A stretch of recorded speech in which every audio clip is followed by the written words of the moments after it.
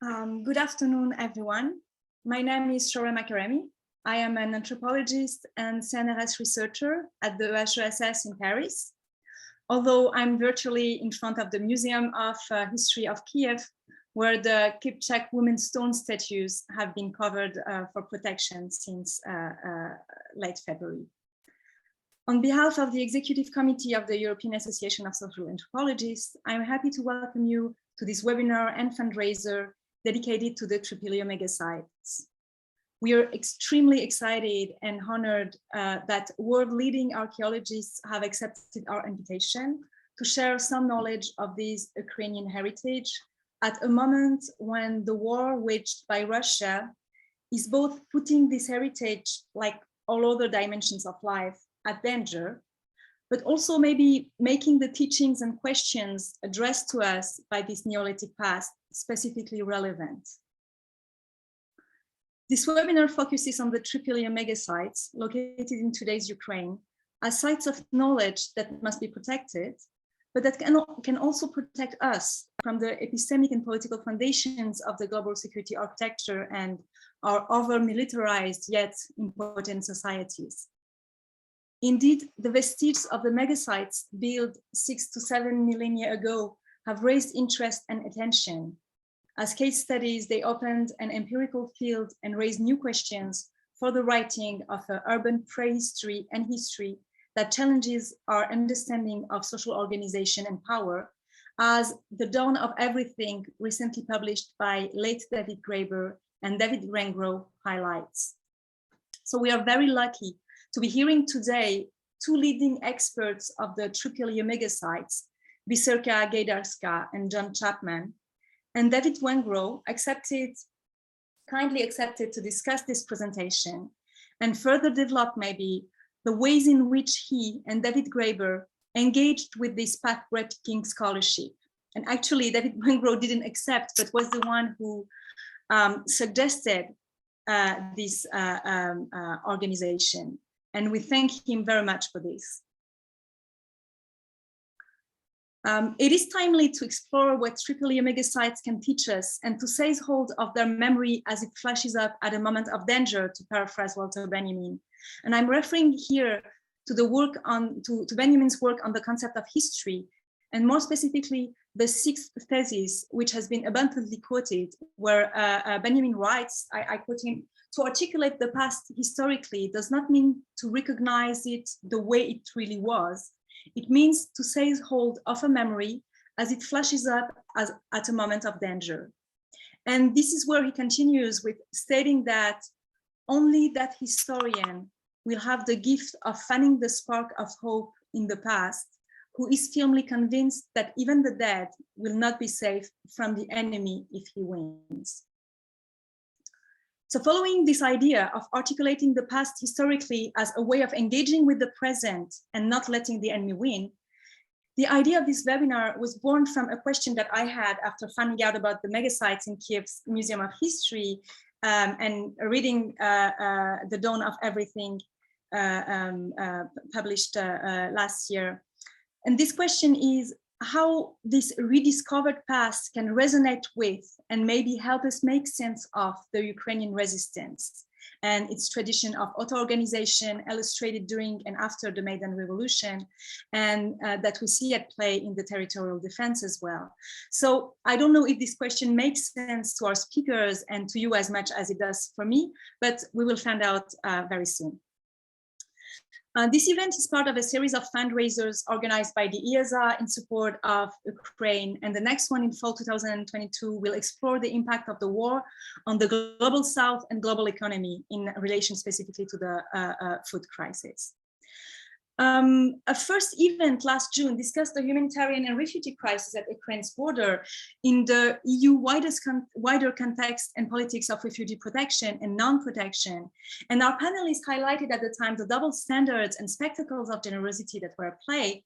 But another idea that emerged was that this war is a moment when fixed status quos are challenged.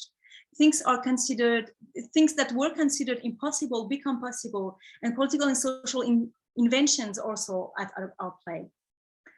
So struggle and resistance is very concrete, as our Ukrainian Polish colleagues will remind us in a minute, but it is also intellectually rooted in this act of questioning and widening up the horizon of what did or can take place.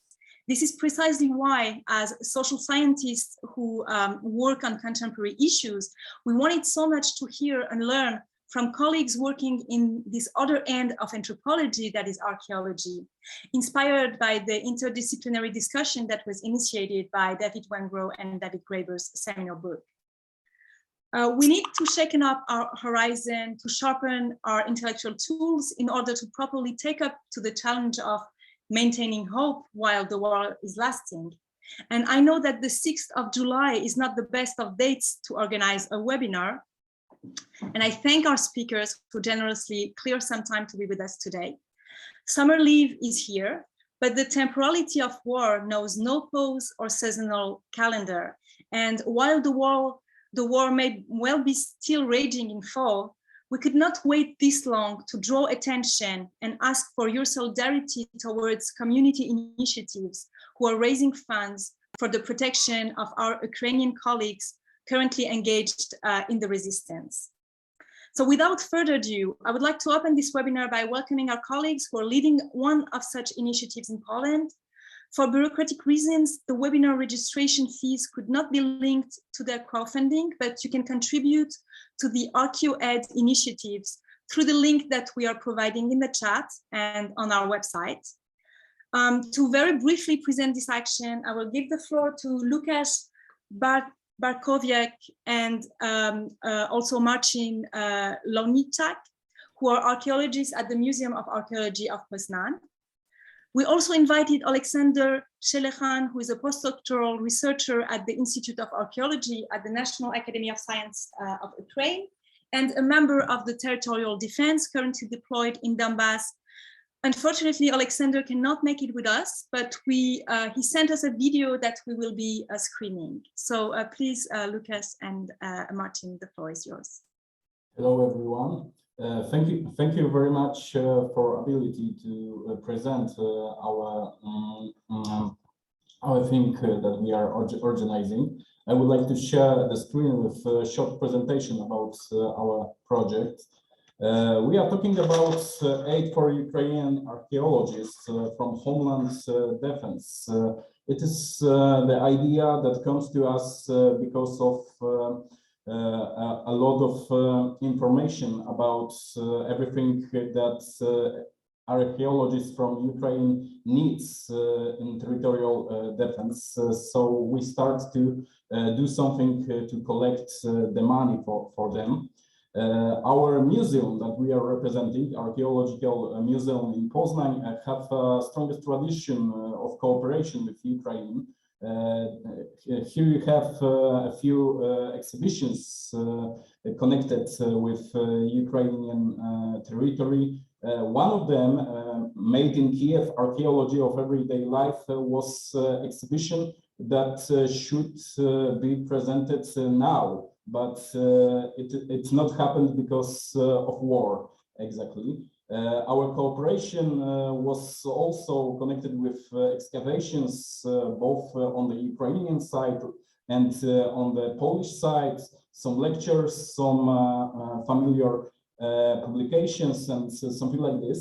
And when war starts, we start to invite our Ukrainian colleagues to come to take their families to us.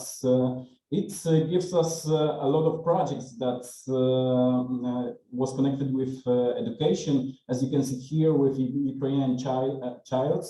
But main thing that we have to do is collection and demand everything that they need. So we need helmets, we need flashlights, binoculars, bulletproof vests, as you can see, first aid kits, wound dressings, everything that can save the life of these persons. Of course, there is a lot of logistic problems, gasoline bills and something like this. So everything that we collect in this fundraiser is going to this aids, as you can see. There is a lot of photographies of our soldiers that we support, as you can see here. And one of them, Alexander Shelehan, is this guy who starts everything. So now I would like to introduce him in his own video. Thank you very much for my speech.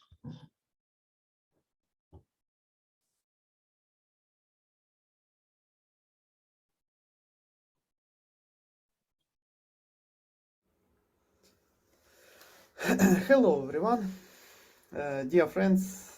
I'm very pleased that I have an opportunity to speak on behalf of the Ukrainian archaeological community, and I'm thankful to the organizers for the invitation to this event.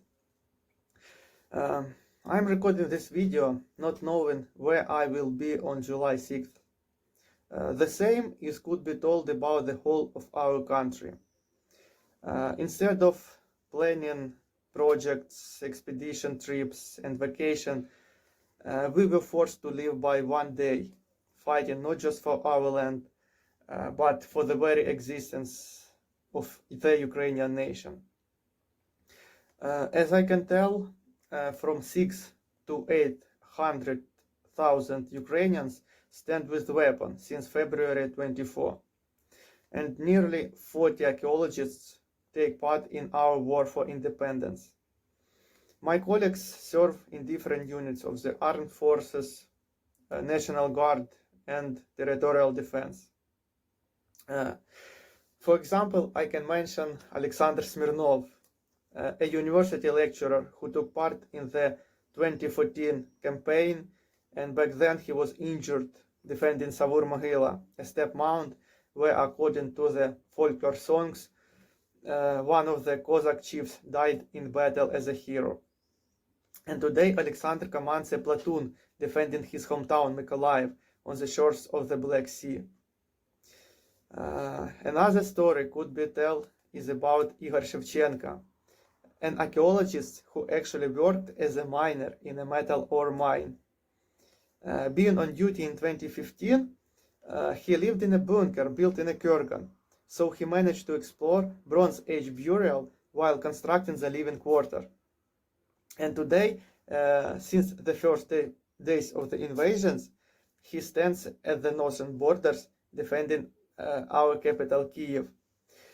And as for me, a couple of years ago, I started to survey the settlement structure of the Scythian period, concentrating on the Nemiriv Hillfort, one of the biggest enclosures in Eastern Europe. This field season, 22 field season, was supposed to be the next step in exploring the region. Also, I was interested in studying the Scythian weapon and warfare, as well in the social structure and warriors' rights. So today, I've got first-hand experience in this matter. As the military appeared to be like a truly ethnographic expedition. For example, I can see potlatch and gift given as act of social connection within the group. Also, mystical beliefs in unity with idealized mythical ancestors, and of course, the desire of gaining the afterlife together with fallen brothers as a manifestation of PTSD. All these stories and many others could be told later near the campfire or could be used in future researcher works. But before that, we have to win. Thought our army has tripled since February. Our needs have increased by 10 times more than we can afford. So today we found ourselves at the edge between two worlds. On one side is a horde of marauders who organize concentration camps, rape women, girls, and children, and for some unknown reason stole toilet bowls from the Ukrainian homes. They are miserable, but they are numerous. On another side, we have free people of the West who support us with weapon, ammunition, medicine, etc., etc. Together we are defending our common values and way of life, and I hope we will stay united in the future. Here I want to mention the fundraising campaign forced by our colleagues from Poznan. During the first couple of months, we managed to provide individual targeted help for archaeologists in war. This includes mostly helmets, bulletproof plates, and uniforms. But unfortunately, the donation drops almost to zero in recent days as news from the front line became less spicy and intriguing. But at the same time, after closing questions about the individual equipment, we met new needs.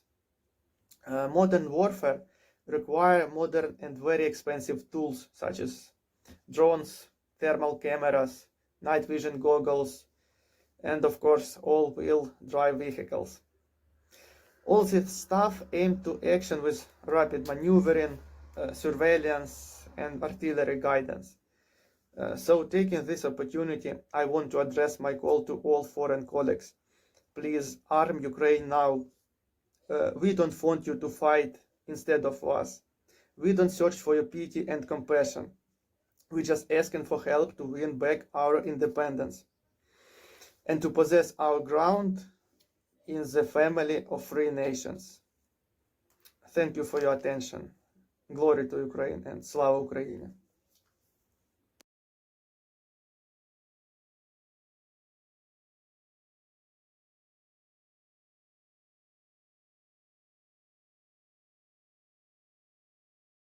I mute. Okay, so donations have almost dropped to zero, Alexander reminds us. So to change this, you can either find the link to the crowdfunding in the chat or go to the webinars page on the website.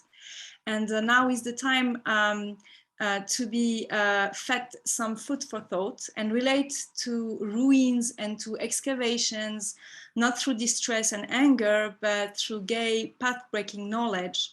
And I'm honored to welcome Biserka Gajdarska and John Chapman. Biserka Gajdarska is a postdoctoral researcher for the project Radiocarbon, Big Data Integrated Cross-National Heritage Histories at Manchester Metropolitan University. She graduated from Sofia University and completed a PhD at Durham University on landscape archaeology in Bulgaria.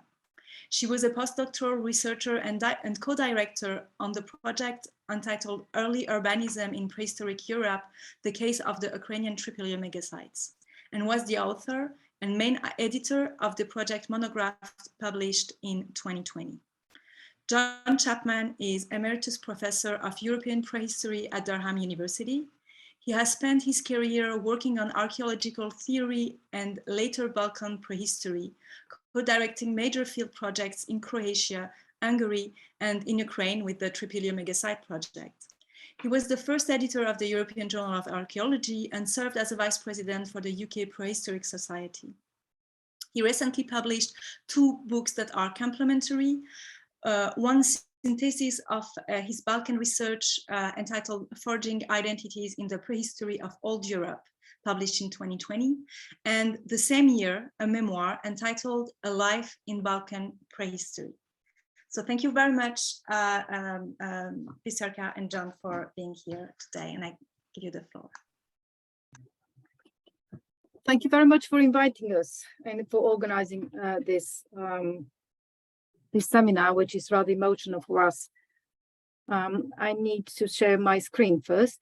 Let's see whether this will work now. Give me a minute to do that. We tried it and it works, so it should work again. Can you see that, please? Not yet. Not yet. Okay. Double click. How about now? Yes, brilliant. Oh, there. Thank you very much. Okay, so it did work. So we have been associated with Ukraine for over 10 years, and we feel a deep and emotional bond to the country in its time of suffering. We are deeply disturbed in the way that the Russian history curriculum is being imposed to Donbass schools, and wish to underline our support for independent, critical history, of which one example is the story of Trypillia megasites. The first part of our presentation will be brief and a potted history of Trypillia, one of the prehistoric networks in Europe, and a specific aspect of this group, namely the so-called megasites. We do so by focusing on one site, the site of Nebelivka. But this is only will be scratching the surface. If you're interested, then we direct you to the now many publications in various languages: Ukrainian, Russian, English, and German. The second part is something that we present for the first time. So it will be interesting to hear what do you think about our suggestion. The Trypillia network, colloquially known as Trypillia culture, occupied a vast area in what is now present-day Ukraine, and also Romania and Moldova, where the same phenomenon is called cucuteni. The Trypillia network is not only vast, but is also one of the longest, if not the longest lasting network in prehistoric Europe. Estimates of the number of sites varies according to the various sources, but 5,000 is an acceptable compromise. These 5,000 sites were spread across 5 periods: A, B1, B2, C1, and C2, and today we will be concentrating on B2, or the beginning, in other words, the beginning, the first 200 to 300 years of the 4th millennium BC. Trypillia is entirely dominated by settlements, and formal cemeteries are known towards the end of this group. A peculiar feature of Trypillia, but which is not so uncommon in prehistory of Eastern Europe, is that their houses were deliberately burned at the end of their life cycle. These pictures are from the experimental house that our project built and then burnt. We are not going to talk about this today, but we are more than happy to answer any questions later. If we have to sum up the Trypillia in 3 words, it would be world of clay, epitomized by their houses, figurines, and exquisitely made and decorated pottery. Other materials like flint, stone, and metal are also known, but in much smaller quantities. A distinctive feature of Trypillia, but not cucuteni, is the emergence and sustained choice of large sites. The exact percentage may vary, but the overall pattern is of critical mass of small sites and small but persistent number of large sites. And what you see in the screen is one of the early geophysics that show how these sites look like. This is the same information presented in a different way that visualizes the development of these huge sites in time. A crucial point I'd like to make here, and we'll pick up this in the second part of the talk, is that such pattern may be perceived as hierarchical in terms of size. And indeed, such arguments have been put forward with the implication that this also means social hierarchy. Due to time constraints, we'll not be able to get into the detail for the counter arguments for that, but I'll mention just 2 key points. On current evidence, 3 of the largest sites are not only located at 20 kilometers from each other, but also they overlap for a certain period. And secondly, the hinterland of at least one, or most probably all 3 large sites, has hardly any smaller contemporary sites. We have provided sizes for these large sites, but let's put such sizes in context. This is the site of Nebelivka that we have worked at from 2009 onwards, and under it is the medieval city in Frankfurt. Both sites are at the same scale. I'll leave you to make your own conclusions. How were and how are these sites perceived? Very revealing in that sense is their name. They have been called and continue to be widely named as settlement giants, which refers to their size but gives nothing about their social underpinning. Since the opening of Ukrainian archaeology to Western projects, the discussion about their nature has intensified, and currently there is no consent of what they really are, with each group of scholars pretty much staying with their initial perception despite the wealth of new information. On the one end of the spectrum is the settlement giants interpretation. On the opposite end is the view of the earliest cities in Europe. And in between, you can find concepts as agricultural towns, agglomerated sites, or overrun villages. We'll have no time even to summarize the main points of this debate, but I'd like to draw your attention to 2 points mentioned on this slide that will come back to it later: mobility and village type of economy that underpins such sites. We believe that there has been a conceptual and methodological revolution in the last 10 years with the introduction of interdisciplinary approach to the investigation of megasites. This is an interpretative plot of the high-precision geophysics plan of Nebelivka, and the little rectangles that you see are buildings. The oval plan consisting of concentric house circuits has been known from old geophysics, like you saw before, and aerial photographs. But some new features came to light. For example, perimeter ditches like that, paleo channels, tracks that we don't have in Nebelivka, but they're being identified on other sites. Pit clusters like this, unburned houses, that was a little bit of surprise to find out, larger than usual houses that we call assembly houses, bounded unbuilt spaces, which are not only these are between the two circuits, but like this or like that. Regularly occurring household clusters, which we call neighborhoods, and the number of dwellings in a neighborhood may vary between 3 and 47, and larger ensemble of houses, which we called quarters. And all of that made us think that there is a much greater degree of internal spatial use of space than we previously thought. But also we also realized that unless we have a good chronological command of that, this is all superficial. That the plan may the integrity of the plan may be superficial. The new plans, however, were perceived with the old explanation, namely that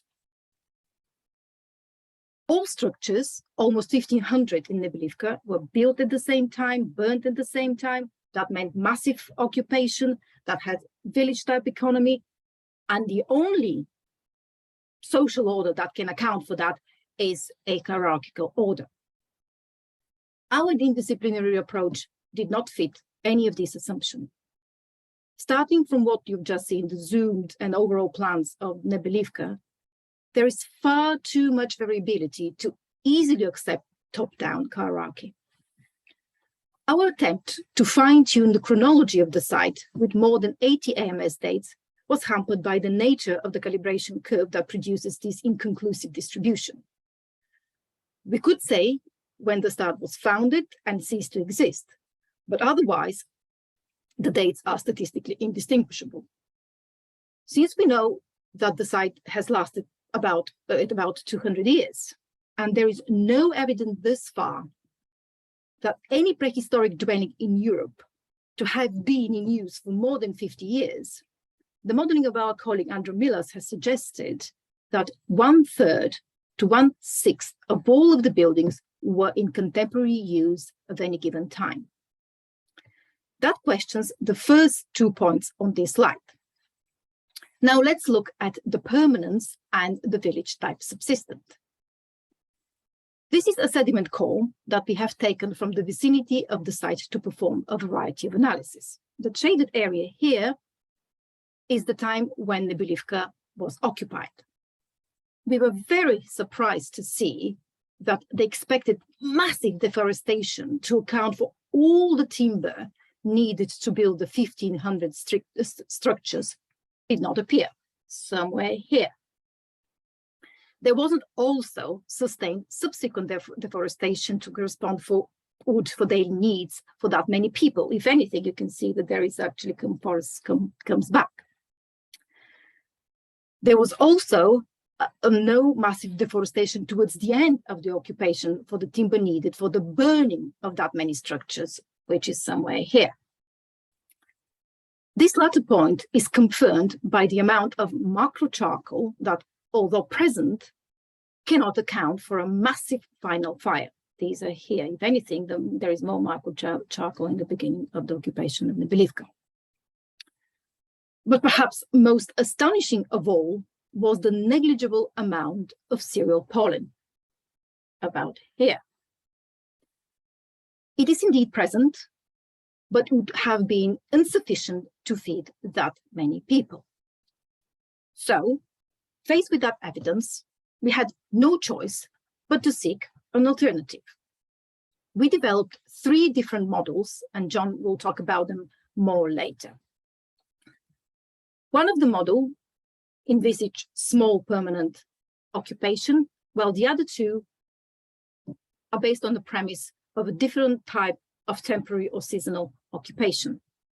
But all 3 models had to account for the number of houses built, the number of houses burned. Whatever burning and building was taking place should not have produced a massive environmental impact and should not go beyond the constraints of the AMS states. So current research on the visualization of these 3 models is ongoing. So in cooperation with David Piscatelli and Eyal Weitzman, we have tried to do some visualization, and now is the tricky moment in which I'll try to show you something which worked when we tried it. So let's hope it will try now. Okay, play. Is it working now? Oh no. Play is in the middle at the bottom. Yes, it is working now. So what we see on the screen is the idea that the first circles that you saw, these are communal features, whether that will be kilns or communal cooking features, that is still a debate. And from there, the circuits emerge by connecting the assembly houses, the ones that I have mentioned previously. So the assembly house location, these big things in here, to each of the quarters that we also saw previously. The gray areas highlight where the activity is taking place, and the circles popping around the site are the origins of the spread for each year, if you imagine that was happening in each year. So the white circles are the unburned dwellings, and the red is the burned dwellings. And as you can see, the more we go into to the end, most of it gets burned. So we're just in the experimental phase. Watch that space. We're producing more of these. Okay, so why isn't it working? Oh, can you see my next slide? Ah, yes. So whenever I'm giving a similar talk, I would like to show this slide as it has the place where I was born, Sofia, the capital of Bulgaria, and the place at the bottom, and the place where I live now, Durham, in the UK. These 2 places could not be more different, and yet they're both cities. And nobody seems to have a problem with this because different criteria is used in their classification. One is a capital, the other one has a cathedral. And why is then that we want to use one overarching criteria for cities in the past? Of course, I'm not the first to come up with this question, and the sociologist Louis Wirth has posed it as early as 1930s. But what currently dominates in archaeology is another view of Wirth for cities as places with dense population, Gordon Childs' checklist, Michael Smith's functional definition, or combination of the above. What we are proposing instead is to think about cities in relational terms rather than absolutely. That urban and non-urban forms co-emerge with each other, and that the urban settlements stand out from their previous and contemporary sites along several lines that will be listed on the next slide. But probably the most striking feature of the megasites is their scale of operation. And here I draw your attention to the little blob here, which is a normal site. How can one possibly compare what was taking place here daily, weekly, annually, with what was happening at the megasite, in this case, the Belivka? And it is in this sense that we see Nebelivka as standing out and thus as an early urban form. And before I give the floor to John, I would like to reiterate that megasites cannot be considered as a very large examples of small communities.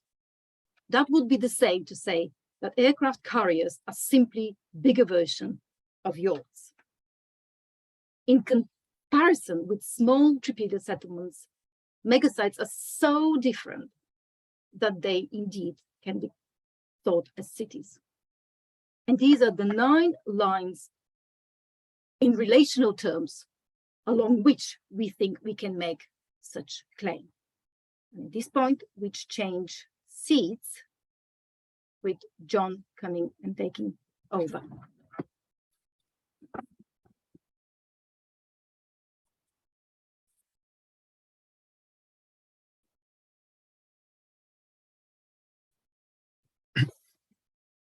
Hello.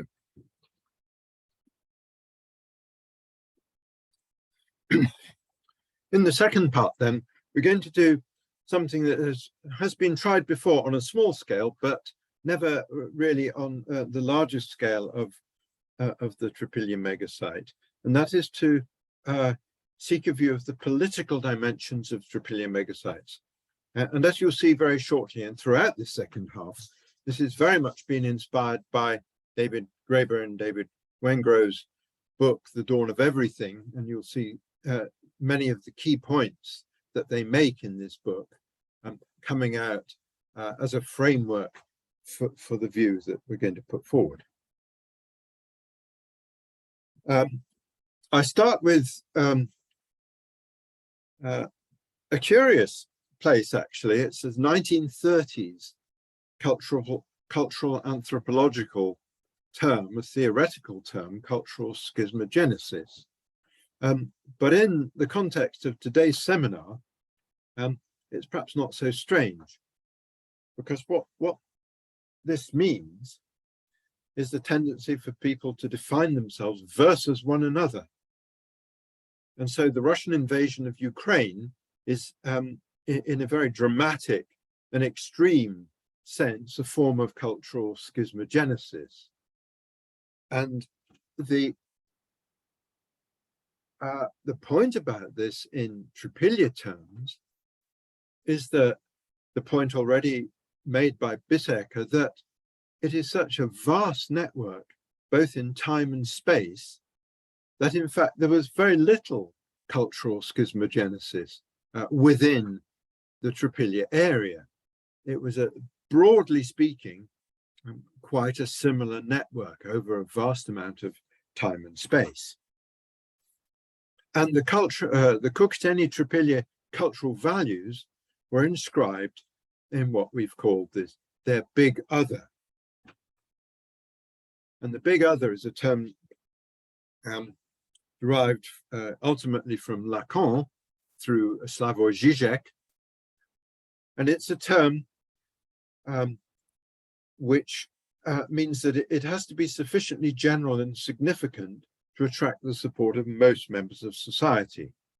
If most people don't believe in it, then it doesn't work.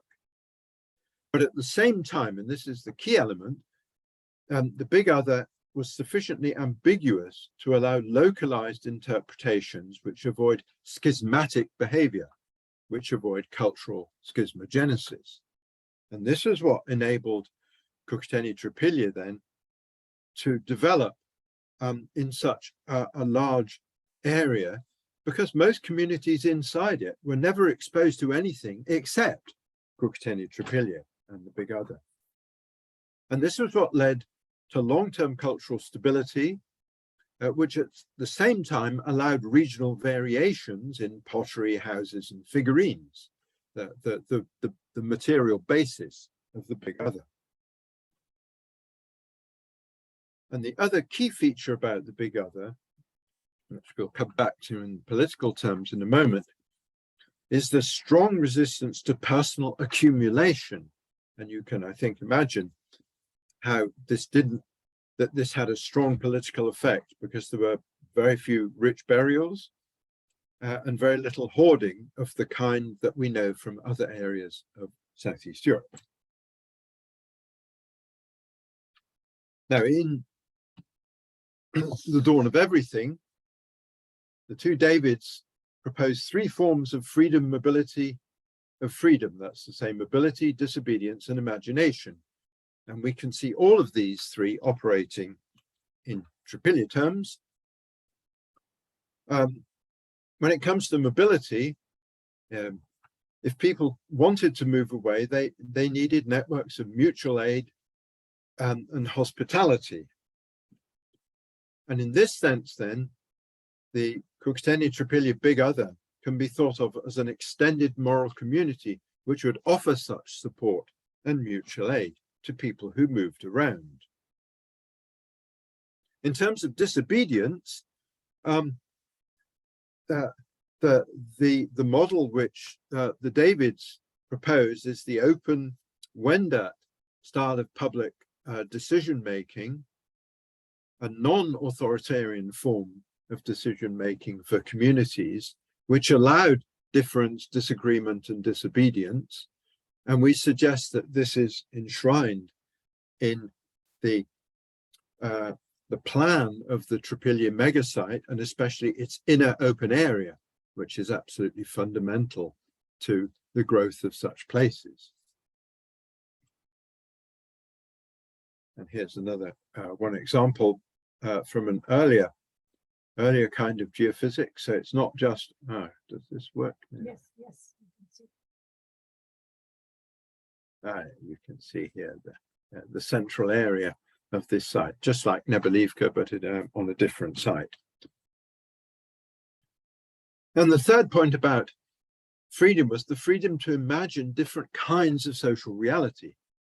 And this we've talked about earlier in terms of imagined communities.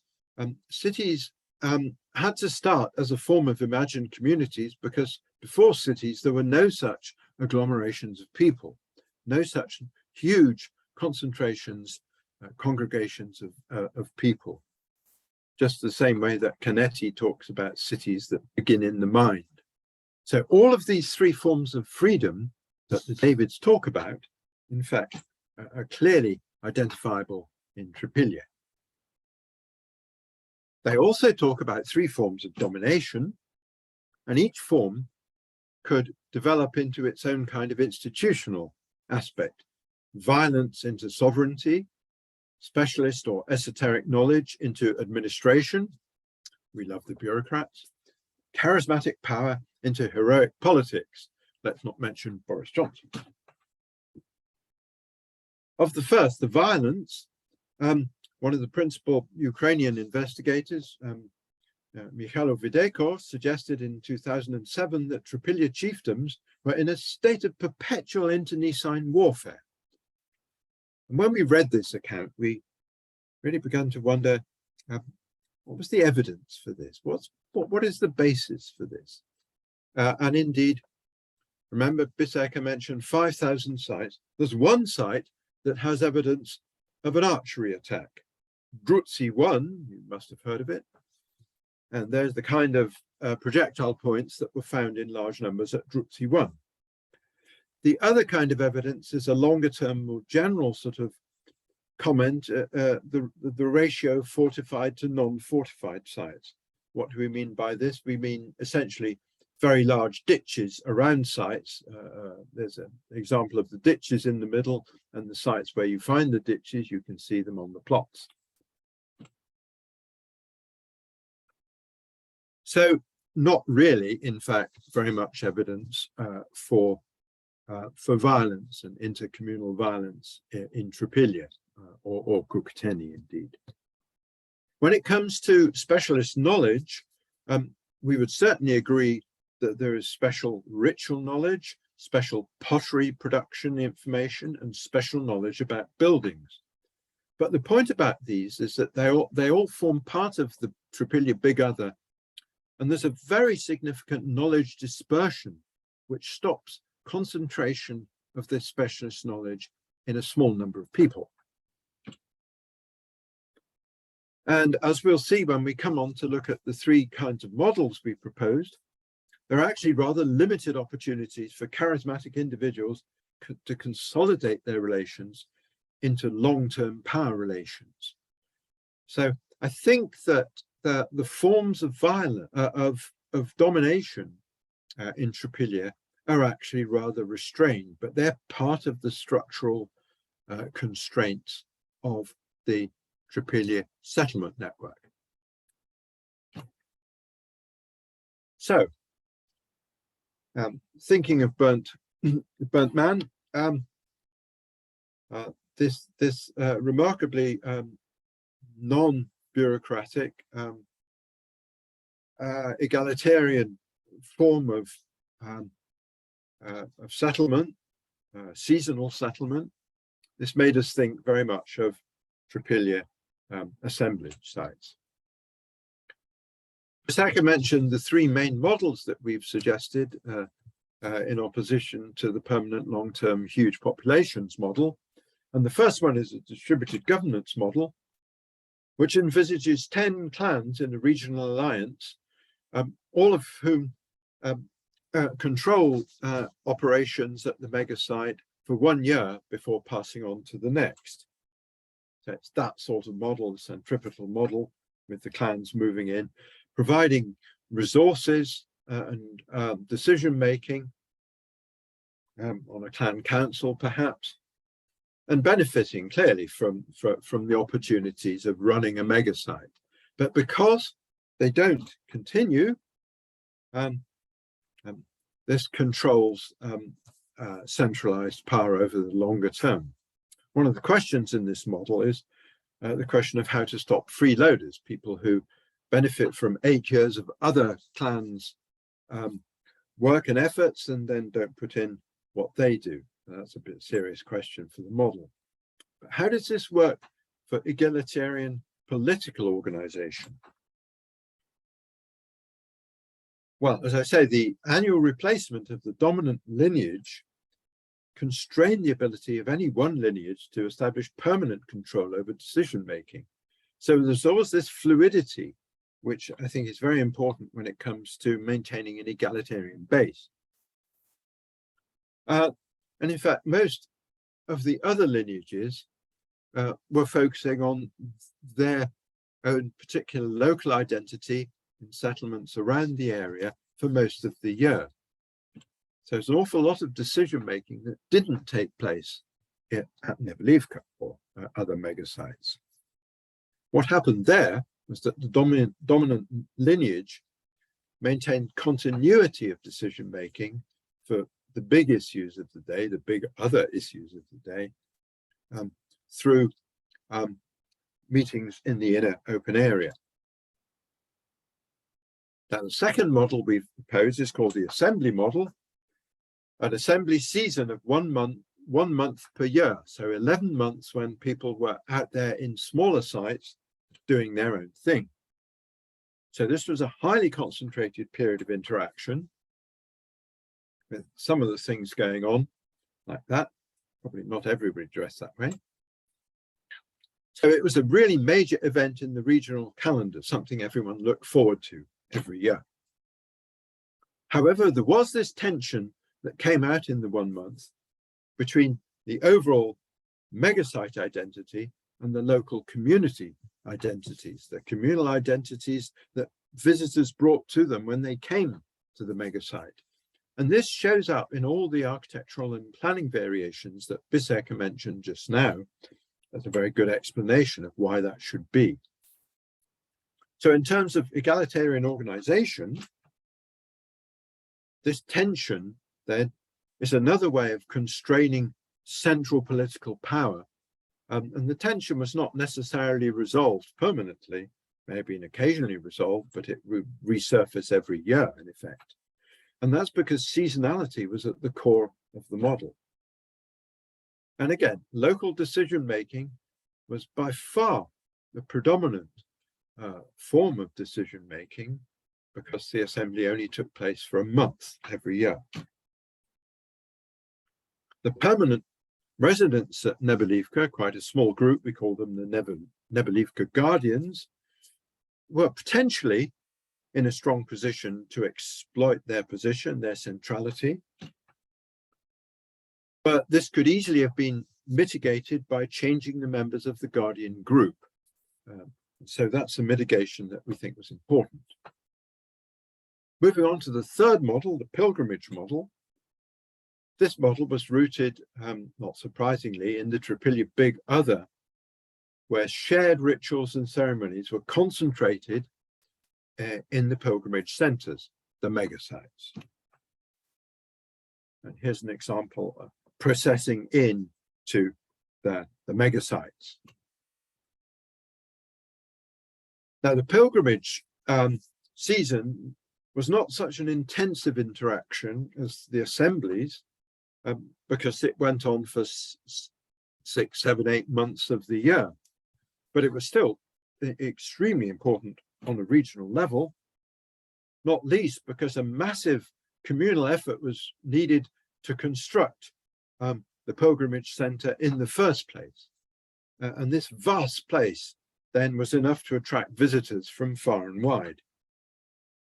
Indeed, the processional routes helped to explain many of the planning features of this quite distinctive form of city. Again, what aspects of the egalitarian organization come out of the pilgrimage model? Well, there were two problems then for consensual decision-making. One is the length of the season, the 8-month season. At any one time, 90% of the people making decisions were absent from those decision-making events in the inner urban area. So there were always people at their home base for most of the year. So the mitigation to this was that the key decision-making was grounded in the precepts of the Big Other. And there were enough people there in the Nebelivka Guardians to set this agenda and make sure it didn't stray. There was, however, the potential for the Nebelivka Guardians to centralize things. So that's another question about this model. But what I've done then is to take you through a series of egalitarian political organizations based on the 3 models that we've proposed, which give you a flavor for how the overall political arrangements could have taken place on Trypillia megasites. So I better wrap up now before we pass over to David Wengro for what is certainly going to be an interesting discussion. And the first point is that the new AMS dates that we and others have produced suggest a 200-year occupation for at least 3 major megasites. So it's clear that these mitigations did actually work.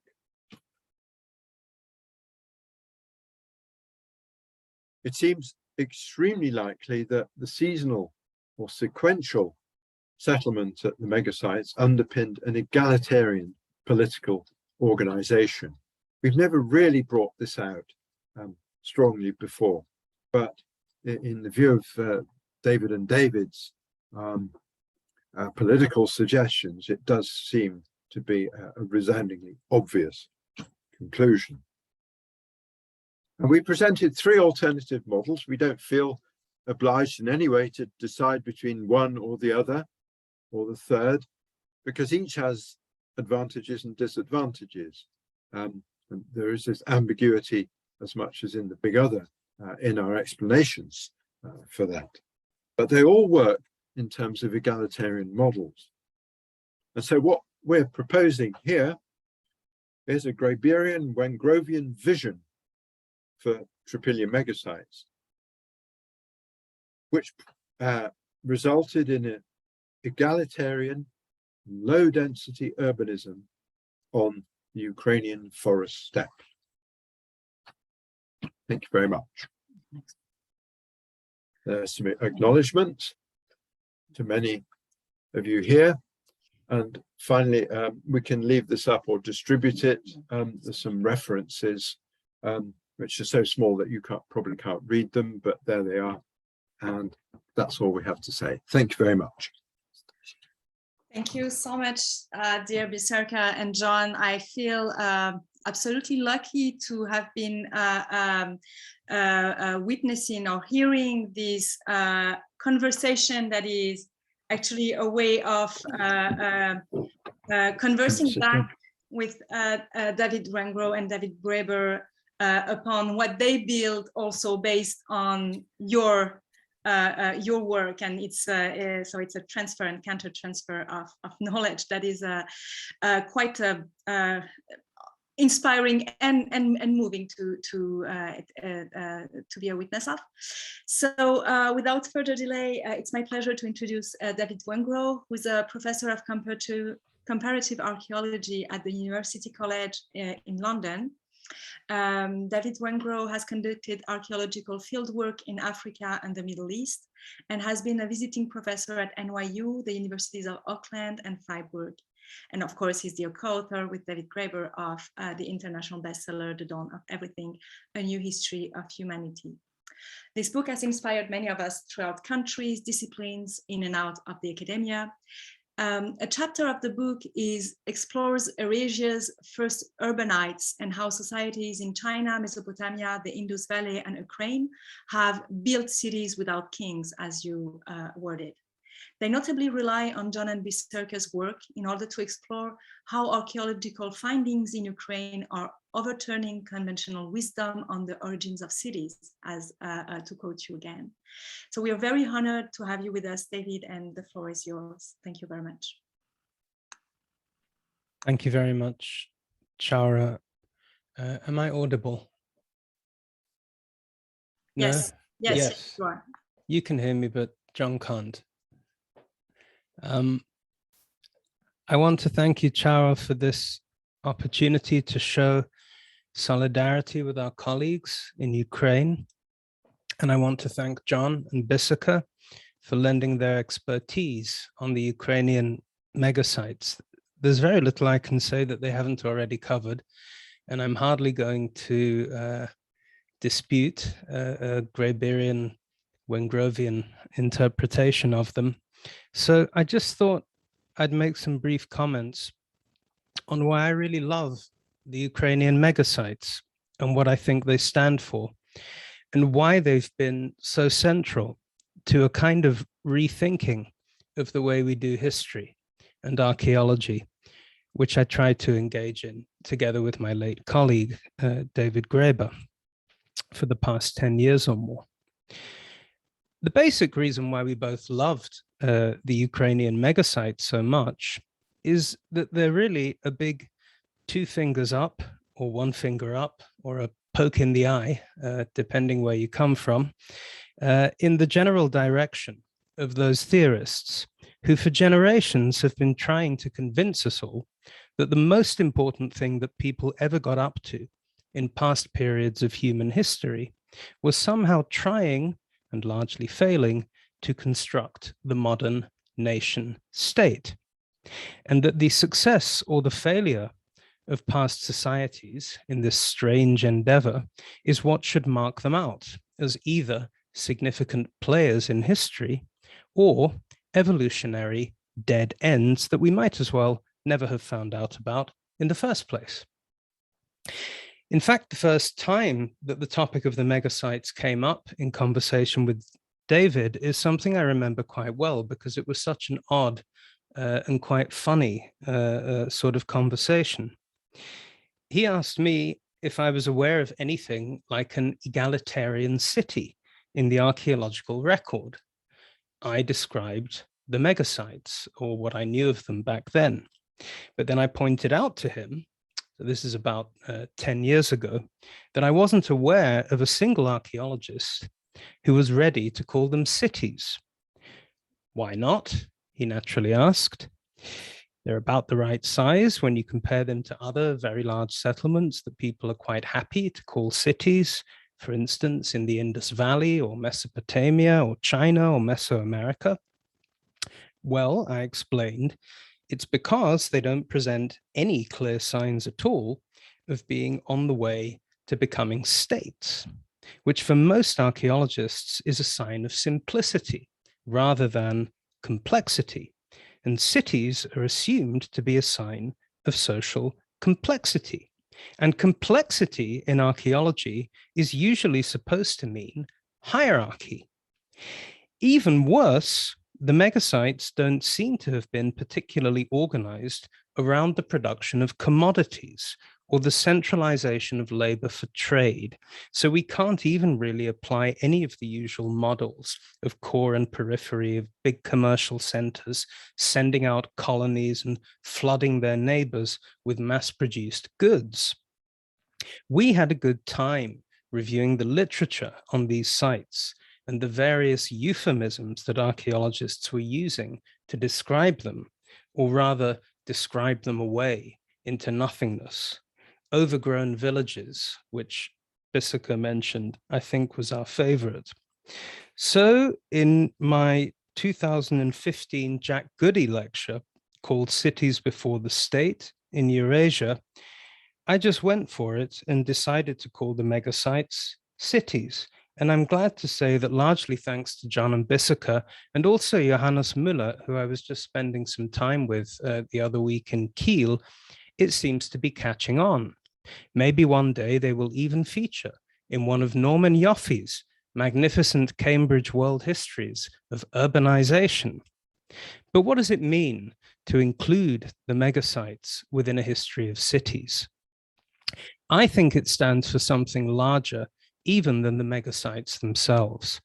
It stands for a human history that is not teleological, in which people sometimes did things that do not in any way prefigure the kind of blandly uniform global culture that we appear to be stuck with today. And what's more, they did it in style. For more than half a millennium, which is hardly a flash in the pan, and they did it playfully and joyfully. I love the material culture of the Ukrainian megasites, with its female figurines and little house models and stunningly beautiful pottery. As I was explaining to Johannes the other day, it is only after presiding over the excavation of thousands of more or less identical sherds of unpainted beveled rim bowls on an early Mesopotamian city site that you can fully appreciate the sheer joyfulness of Trypillia, Ukraine material culture, its urban effervescence, and its stubborn refusal to fit into any of the theoretical straitjackets that overbearing archaeologists brandishing impressively named theories about scalar stress and energized crowding try to inflict upon them. They remind us that people in all periods of history often found much better things to do with their lives than lay foundations for the kind of violent systems of inequality and exploitation that we so readily grace with terms like state formation and social complexity. The megasites, in short, are liberating to think with in the same way that those peculiar villages of the Neolithic period in Mesopotamia are fun and liberating to think with. Why on earth would a group of people living in a tiny face-to-face village community of about 200 people, like the one excavated in Syria at Tel Sabi Abyad, go to the trouble of inventing a specialized system of administration, along with archives and labeling systems to track the movement of people and goods. Clearly, they weren't trying to build a state, or if they were, it would have been a really, really tiny state. Maybe they were just playing around, experimenting with a new way of doing things. Whatever the reason, the remains of these prehistoric people in the Middle East, with their tiny village bureaucracies thousands of years before cities and the state, remind us, in the same way that the megasites do, that necessity is not always the mother of invention, and that human history is not just one long story about why things have to be the way they are now, and that our job as custodians and interpreters of the past is to sometimes admit what we just don't know and accept the limits of our armchair paradigms. They challenge us to accept the proposition that past human beings were not just simple or deficient versions of ourselves. They had their own schemes and ideas about how to live, and probably their own ideas about what it means to be simple or complex. Of course, they cannot offer us direct models or templates for how to live today. But that is not the point. The point is that they challenge those imperialistic and teleological models of thought, which tell us that the way we live now is the only way possible. They ask to be accepted on their own terms, rather than trammeled under the wheels of some theoretical juggernaut. They show us paths not taken, that people in the past, often living in rather similar material circumstances, actually found very different ways to organize themselves, and they challenge us in our current circumstances to do the same. Thank you very much. Thank you very much, David. Thank you for this discussion, very enlightening and inspiring. We can take a few questions very shortly. We have 5 minutes left before the end of the webinar. Can you please, those who have questions, maybe ask their questions in the Q&A instead of the chat. And while we are collecting questions, I would just like to talk about, mention an initiative that comes from the museum right in the heart of the megasite territory that we, John and Biserka were talking of. That is the Legetzin Museum, which has launched a crowdfunding for the purchase of a quadcopter, which is a drone, for some of the museum's archaeologists. So the link to the crowdfunding is in the chat, and the price of a quadcopter is about 500 euros. So I think that we can make this happen for our colleagues in Legetzin Museum in Ukraine. Do we have any questions? There is no questions that I can see, so maybe I can take the opportunity of my position to ask a question, actually, that is not directly maybe related to what has been said today, but is something that I've read, you know, that I've encountered in David Wengrow and David Graeber's book, and also I thought I saw that, or I felt that in the articles that I've read by you, John and Biserka, which is the fact that the question of matriarchy and the feminist approach that is or is not involved in thinking about those non-hierarchical models of organization, because this is something that is very present, I think, in the dawn of everything, that has not been maybe engaged with as much as it deserves, the influence of feminist theory on political thinking. But I know that, John, you mentioned that you were not taking a specific feminist approach while looking at the megasites. While at the same time, I felt, but maybe this is a totally an ignorant standpoint, but I felt that by mentioning, by getting back Gimbutas in the picture and talking about old Europe, you're in a way also taking up this legacy or not. So I would like to maybe ask a question around this issue, if you. Yeah. Well, Maria Gimbutas is a rather polarizing figure, as probably many of you know.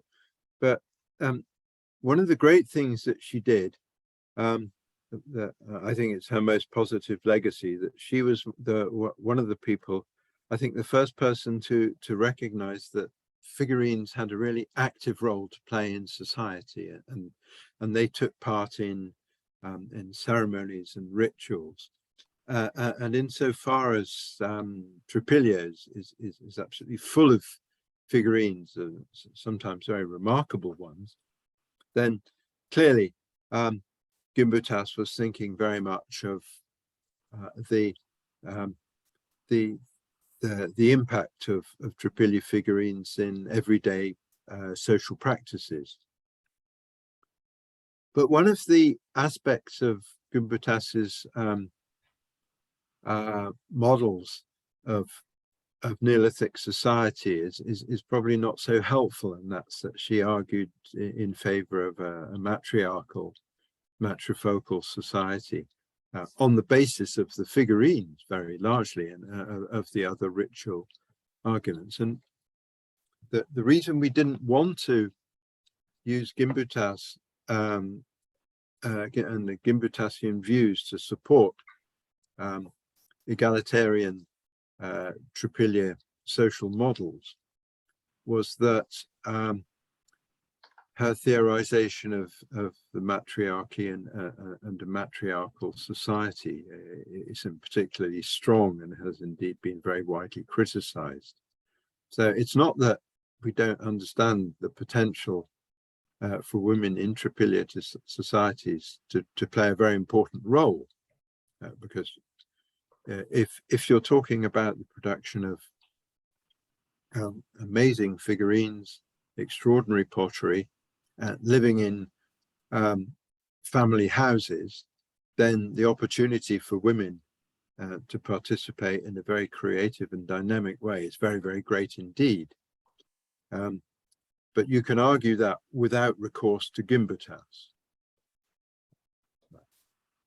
If you mean by feminist approach more like questioning the narrative, the classic narrative of hierarchical society, then yes, probably we are engaging in that kind of shaking up and questioning this male dominated narrative.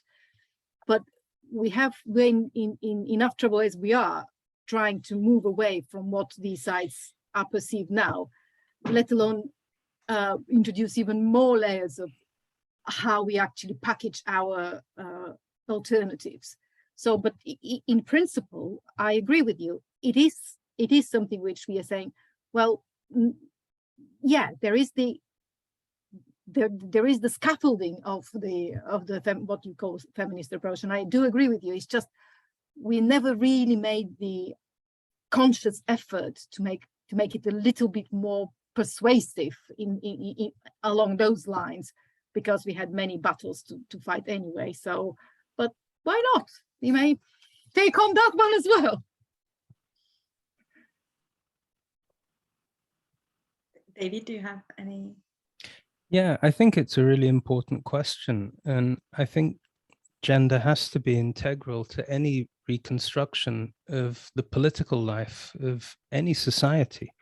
I think it was possibly Mari Bookchin once made the point that societies in which men dominate women tend to be societies in which men dominate each other too. There is an implication in the use of the Wendat analogy, which John made, because historically the Wendat could be considered, at least from some perspectives, to be a matriarchal society. Mhm. Gimbutas, as I think we discussed somewhere in the book, became a sort of focus for a debate that in many ways quite divorced from what she wrote. I mean, I'm glad John used the word matrifocal, because I think she was quite careful not to classify whole societies as matriarchal, despite what some people wrote about her work afterwards. And I think partly because of the acrimony of those debates, as you can sense, prehistorians are quite nervous about talking about this stuff. It's not that there isn't a huge literature on gender, it just tends to be a very sort of self-critical, introspective literature that doesn't really offer a great many interpretations. And I think until we get to the point where we can at least begin to try and offer interpretations, it's going to be very difficult to talk about politics at any level. So I think it's exactly the right question to ask. I can see that John wants to come in. Yeah.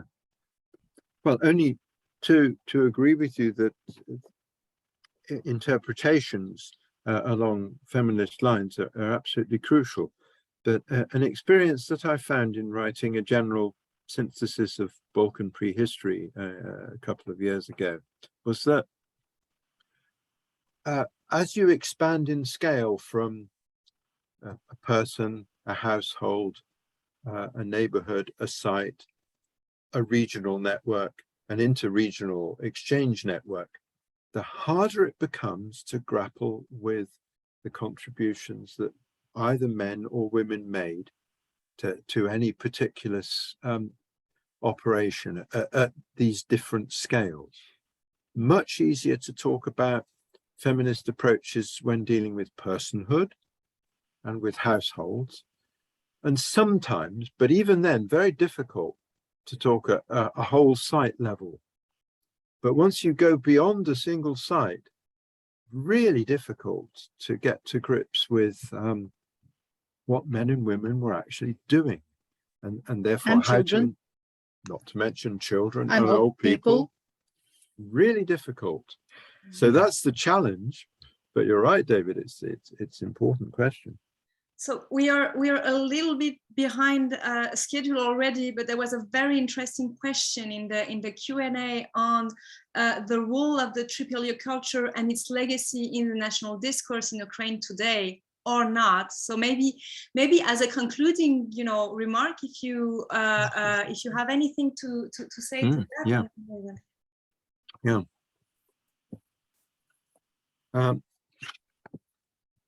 As you probably know, archaeology and the emergence of nationalism in the mid to late 19th century AD were quite closely intertwined, and they've remained that way.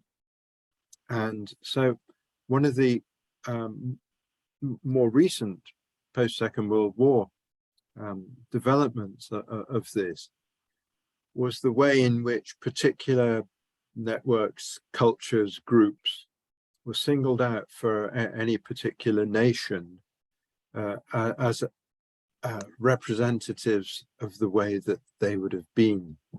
And so very remarkable sort of hunter-gatherer groups in the Serbian, Romanian Iron Gates Gorge region were considered to be sort of prototypical Serbs at the time of the Third Balkan Wars. So, and the claim that Lepenski Vir was the settlement of the first Serbs was made. And so with Trypillia, there have been 3 exhibitions in the last 10 or 15 years, which put forward the Trypillia as a sort of archetypal Ukrainian culture, which showed the achievements of Ukraine in the past. And you can see from the kind of material culture that David talked about and Biseka illustrated that this is absolutely a classic route to demonstrating your deep commitment to aesthetic values and the strength of your relationship to the past. And that's what you can talk about, as long as you realize that Trypillians probably weren't Ukrainians because that came a lot later, but B, that there is this sort of continuity, and Ukrainians are quite entitled, I think, to refer to what happened in this area in terms of their own identity and in terms of cultural memory. But there is a question mark always over this approach to prehistoric cultures, but it's a very common procedure.